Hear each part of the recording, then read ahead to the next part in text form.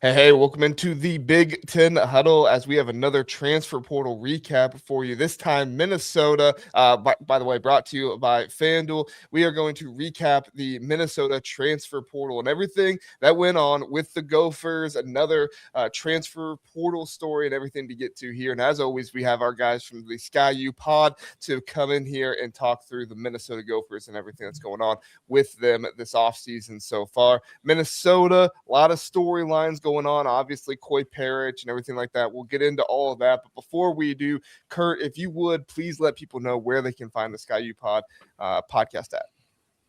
For sure. Yeah, we're at Sky U Pod anywhere you listen to your podcasts, on YouTube with the same name. And then if you want to follow our social media, it's primarily on X or Twitter at Sky U Pod 1. And yeah, we're happy to be here. Thanks for having us on.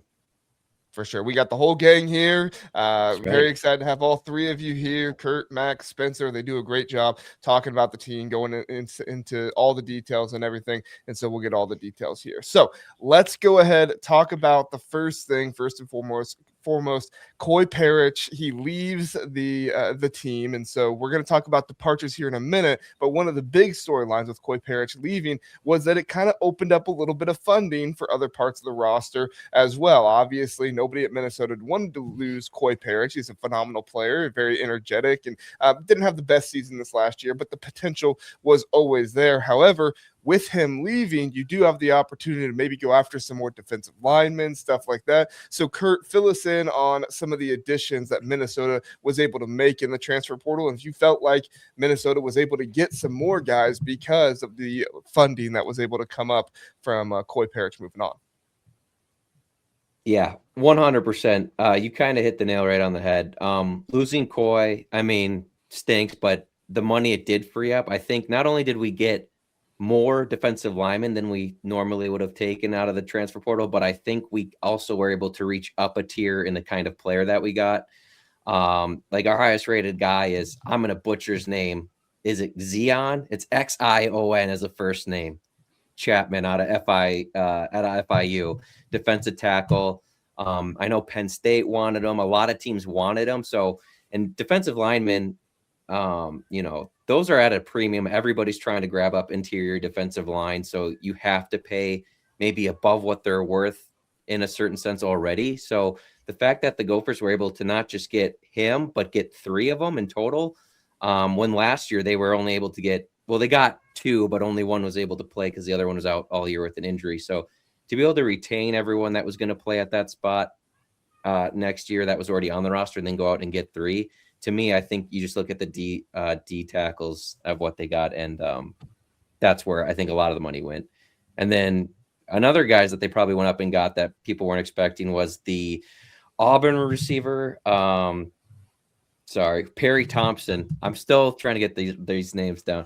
Had a lot of interest, not a lot of production, but a guy that was a highly rated recruit coming out of high school. So, it's not often that Minnesota gets a lot of the SEC guys to come up north to the cold, especially this week. But they landed him and a tackle from Tennessee that a lot of teams were into as well. So guys with a lot of potential that need to develop. But, I think the Gophers, from everything we've heard, paid good money to get those guys in here. And I think that's just not that they won't grab those positions to begin with, but maybe spent a little more money than what we would have. Yeah, definitely get to see us hit some big needs that we, desperately need to kind of replenish, especially like you said, Kurt, in the interior, that defensive line. All four of our guys that played interior D-line that played significant snaps have graduated. So it's not like we lost guys at the portal, but still a position that we needed to replace. We really only have one. I'd say Riley Sunrum is probably the only interior D lineman kind of returning that is probably supposed to play significantly. So, yeah, being able to bolster the interior D line. I think the biggest surprise, but a good get, was also TJ Bush out of Cal. Just felt like defensive end, the rush end position was something that we were probably already feeling pretty good about, along with having the surprise return of Anthony Smith. So getting to add a TJ Bush on top of that was kind of the cherry on top. Just across that's the my favorite one, well. To be honest. Yeah, not to cut you off. No, yeah, I think it does show how attractive that it is to kind of come play here with the players we put out and the defensive ends that we've sent to the NFL. So hopefully that's a good sign for future as well. Yeah, I totally agree. And I echo what you both say, Kurt and Max. And, to touch on the Koi Perich stuff a little bit, JR, you mentioned that he had a really kind of a down year. And frankly, he did. And, I think the biggest thing that us here, Sky U Pod and maybe a lot of Gopher fans are disappointed in the most is probably the fact that Koi was a Minnesota guy. Historically, it seems like we've failed a little bit to hold on to the top recruits if they come by every once in a while. They usually go to, the Ohio States, the Oregons, the Michigans, whatever it may be. So to retain him and then see him leave it is a bummer, but ultimately I don't think that it's going to hurt the defensive backs much. And I think that they'll just be able to fill. And like you said, it opened up some cap space, and I won't reiterate what Max and Kurt brought up, but I thought an interesting one was this guy out of Oklahoma, Caden Helms, tight end with a little bit of experience. Didn't do a whole lot, does have a touchdown for Oklahoma. I'm sure it's very hard to play there comparatively. So just seeing him come in after two of our top tight ends leave, Jamison Gears and Drew Bibber, having a veteran guy come in there to see what he got and see if he can get thrown in the mix. But I know a lot of Minnesota fans are excited for Roman Voss coming there, and maybe we'll see an impact him as a freshman this year. But I think having veteran presence there at tight end is going to help tremendously. Two more as we did. Sorry, Joe. I was going to say we did bring in a couple of DBs as well out of Michigan State. I believe the West brothers. I think they're brothers. But the cornerback, he had a lot of offers out there once he hit the portal, played a lot of snaps here as a true freshman. And so him leaving, our former D coordinator and Rossi, getting him and his brother to come in. And PJ and Danny Collins love versatile defensive backs, and they grabbed a lot of those guys, including a D2 guy out of Southwestern, out of here, a Division II school here in Minnesota that Iowa and Iowa State were pushing for. So they got a lot of guys that I think will be able to plug in and keep the defensive backs versatile like we've seen out of the previous 2 seasons here. Yeah, Aiden West was one for sure that I kind of saw his tape in high school a little bit, and I said, this is going to be a guy. And he actually, Ohio State was going after him, and Ohio State was going after Koi Perich as well, and he elected to stay at Minnesota at that point in time, which was really cool for Minnesota that was able to happen. But Aiden West, I mean, he was a guy that could have came to Ohio State and probably played in year 2, year 3, maybe at some point. He elects to go to Michigan State, doesn't exactly work out for him there. Now he's going to Minnesota, and as we know, Minnesota, they do a good job of developing that NFL talent. I don't think Minnesota ever really gets the credit they deserve for some of the NFL talent that they're able to develop and put into the league from out there. So definitely some good stuff there. You brought up Koi Perich, Spencer. So Max, we'll start with you on this one. You lost Koi Perich, and we kind of talked about that one a little bit, so maybe you don't need to reiterate it as much, but were there any other guys that departed from this Minnesota team that maybe had you concerned, or maybe just you're looking at the situation saying maybe that wasn't right, or just maybe general thoughts on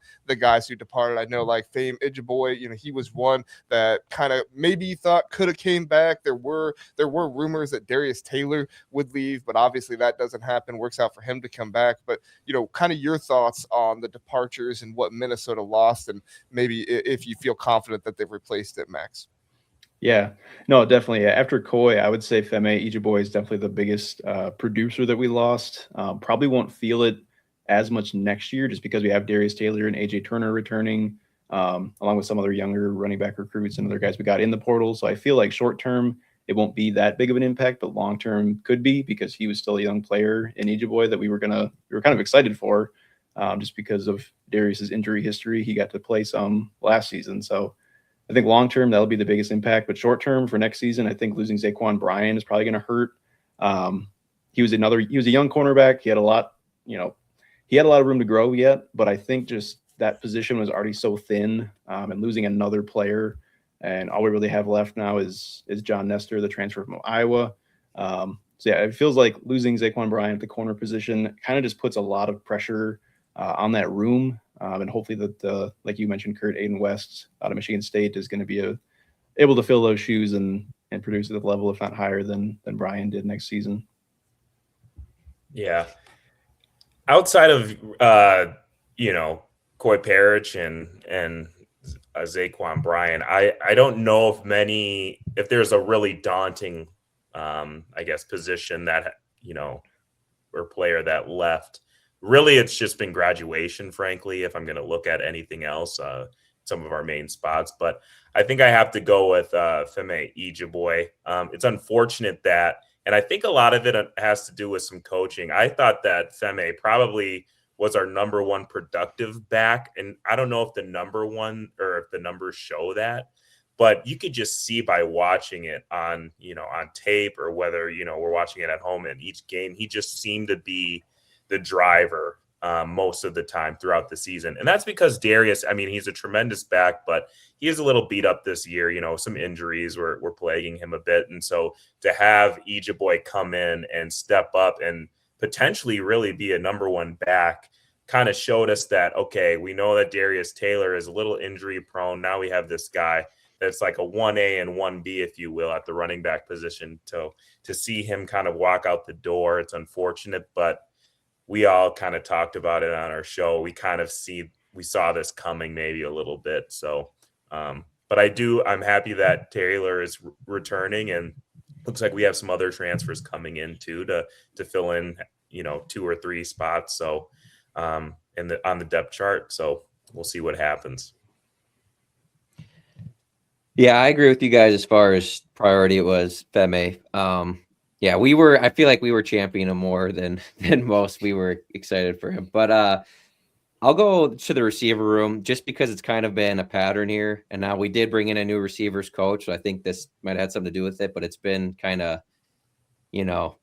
revolving door, if you will, at that room. It's just been a lot of guys in, a lot of guys out. So Kenrick Lanier ends up going to Missouri. He was a highly rated guy, borderline 4-star guy coming out of high school. He actually played a lot last year. You wouldn't know it by looking at his stats. I think he finished with like 2 or 3 catches. I don't have him in front of me, but we didn't throw him the ball. But that was a guy just with, you thought the guys that were moving on that you thought maybe next year, okay, finally he stuck around. This is going to be his breakout year. Same with Malachi Coleman, ends up going to Wisconsin. He was only here a year after transferring in from Nebraska. He's a former 5-star guy, or almost 5-star guy, and really good height, really good length, really good speed. But again, a guy that really didn't start seeing the field till the back half of the season. It seemed like the natural progression for him to be pushing it for a starter role next year. He leaves, so we're kind of redoing the same thing again next year. But there are some guys that are solid there that are coming back. But it's just would be nice to have some consistency in that room. For sure. And Malachi Coleman never really produced this season. He's always seemed like a guy that is a bit of a project and has the potential to get there. And maybe he finds the right place there at Wisconsin. I know you guys aren't hoping for that, but and we'll see what happens with him later on in his career. But it's going to be very interesting to see how that all plays out. Spencer, another guy you guys lost in the portal, and it's not a huge loss, but I do think it's interesting to talk about, especially as we segue into the Drake Lindsey discussion, is Jackson Kolek, who, he good recruit. He wasn't like a 5-star or anything like that, but good recruit and definitely has some potential there to him. He decides to transfer out. I don't think he's found a place yet, at least On3 doesn't have him. He just went down a division. UC, okay. It's like UC Davis, somewhere in Cali. Okay. Yeah. Gotcha. Which is not always a bad move. Sometimes you have success down there and you can move right on up. So Spencer, you lose Jackson Kolek. Obviously, Drake Lindsey is going to be the guy next season. Give me your thoughts on, whatever you think on Kolek moving on, and then Drake Lindsey next year. I was really high on him this year. He obviously had some of his freshman moments. He was a redshirt freshman. Every redshirt freshman is going to have those moments, but you can see the potential there. Big body type of guy who I think is going to be really good for Minnesota next season and could be in that conversation of maybe a top 5 QB in the Big Ten if things swing right for him. I don't think he'll have, the production to be that, but I think people who know what they're watching, like good quarterback play, will say, yeah, he's kind of an underrated guy to be up there. What are your thoughts, Spencer? Yeah, JR, I think you nailed it on the head, really. As for Jackson Kolek, I think that the writing's on the wall.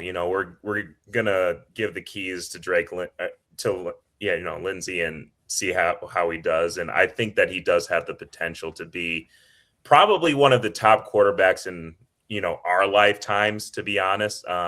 he does seem to have a ceiling that might be higher than Tanner Morgan, as we all probably know. Obviously, he just is able to. He's able to do a lot more with his arm than I think that we didn't really see a whole lot of that potential this year, unfortunately. But I think that his decision making, along with some of the throws that we saw him make as a redshirt freshman, particularly, I'm impressed with, and he's only going to improve. So I'm excited to see what Lindsey can do. Like Kurt said, though, it really is going to depend on the receivers. The receivers coach, I'm forgetting his name. I'm sorry, Matt who just Simon. left. Yeah. Matt Simon, but we just brought in an old Gopher, Isaac Fripke, who I think is going to do a tremendous job in the quarterback room to get some of those guys developed. And I think hopefully if we can just see a little more production, like you mentioned, JR, I think that's the biggest thing. We want to see our receivers who seem to be talented kind of get more involved, because you have the quarterback in Drake Lindsey to do that. So I think that, I think that Lindsey's ceiling's high. I do think that he has the potential. You said be a top 10 or top 5 quarterback in the Big Ten.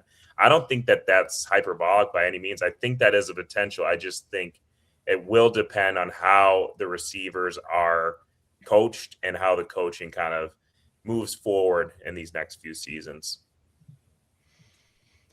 Yeah. Just Jackson Collick really quick. Spencer touched on most of it. He was PJ's highest rated high school recruit as a quarterback. So it is newsworthy that he left. Wanted him to stick around more than a year, but like Spencer said, tough to wait out when it looks like Drake's going to be here another 3 years, and especially quarterback, all those guys want to play right now. So totally get it. I still think he has the potential to be pretty solid. But as far as for Drake to take the next step, I think it's all going to be if the Gophers can get the run game going. That's something we didn't have a lot for him to lean on, especially as a young time player, first time starter. We were really dependent on Drake to be able to move us down the field, probably more often than PJ would even admit. But if we can just get the O-line all in sync and just give him a little bit of a run game, I don't even think there's that much more he needs to improve on. Obviously, there's room for improvement, which is great, but his arm is talented. He made some difficult throws this year. Obviously, consistency can come along. There were times in games where he went a little hot and cold, but I think if we can just get him a run game and just at least let him get some shots down the field off play action, I think it's going to really make him look, as good as he is. Definitely. Yeah, the Jackson Collick story arc feels a little bit like Zach Annexted. I'm sure Gopher fans will remember he was the other quarterback in the room in the early days of the Tanner Morgan era. He ended up losing the battle, transferred out, also transferred to FCS. I think he went to Illinois State. So kind of similar situation, although Collick really didn't get to play at all.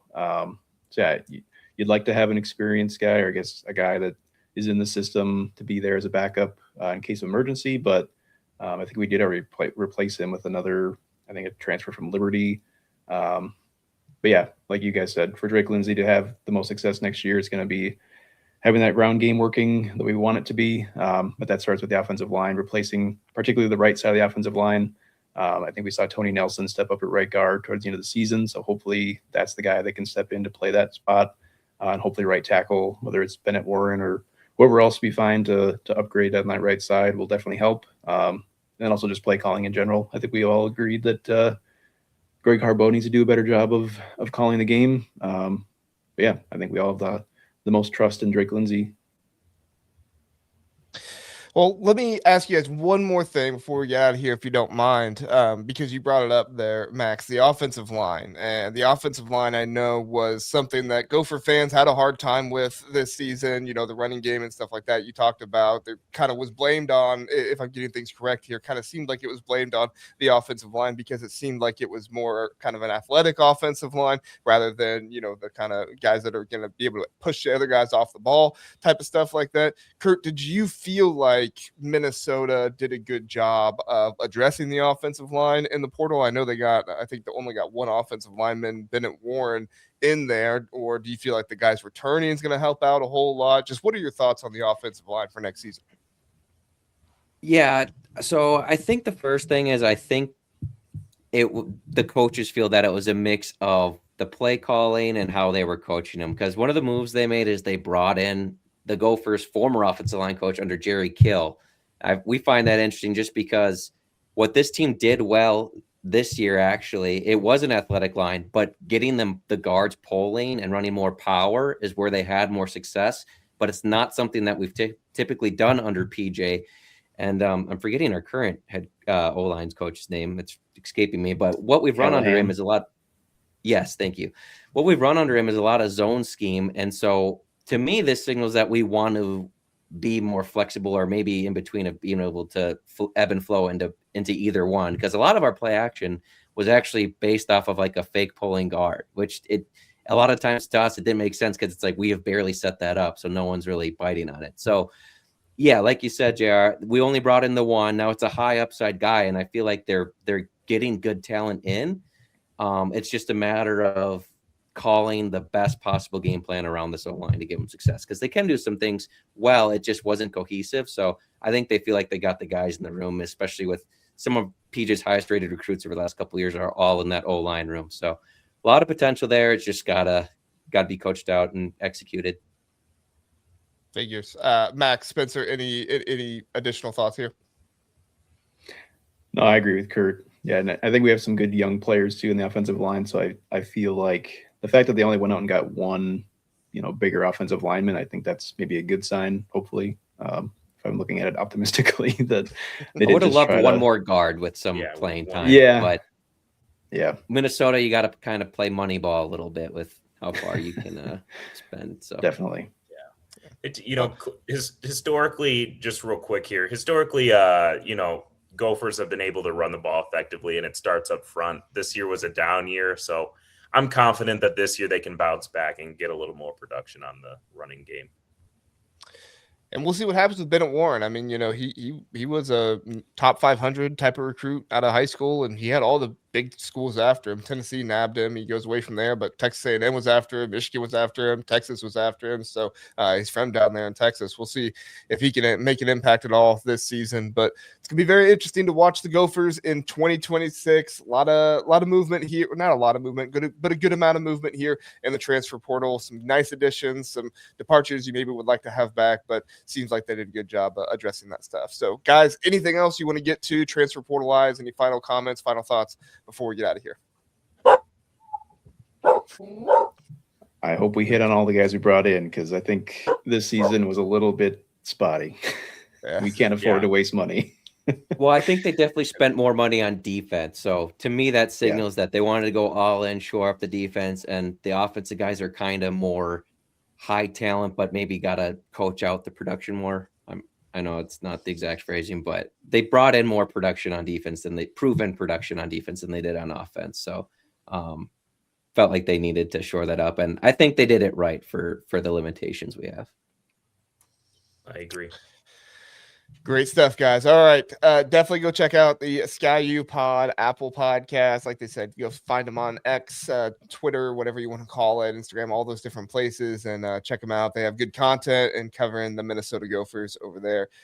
Great stuff here on the Big Ten Huddle with these guys. Appreciate you having you here. Definitely go check out all the rest of our transfer portal recaps. We have it all in a playlist. You go to the playlist section. We have them all there. We got Penn State, Oregon, Ohio State. Just did one with Wisconsin. That one's going to release a little bit before this one. So, if you're a Minnesota fan, go check out what Wisconsin's up to. If you're a Wisconsin fan, checking out what Minnesota was up to, you can go check out what Wisconsin was up to as well. We're going to have every single Big Ten team. I've got every single Big Ten team scheduled at this point. I just got to have enough time to go in and actually do them. Guys, there's 18 teams. All right. It's a tall task. It's a lot. I put this project in place and I was like, holy cow, I should have rented a day to do this entire thing, because it's a lot. But good stuff from you guys here. Appreciate everybody listening and watching. Like, subscribe, do all that good stuff for us. We appreciate it. Have a good one.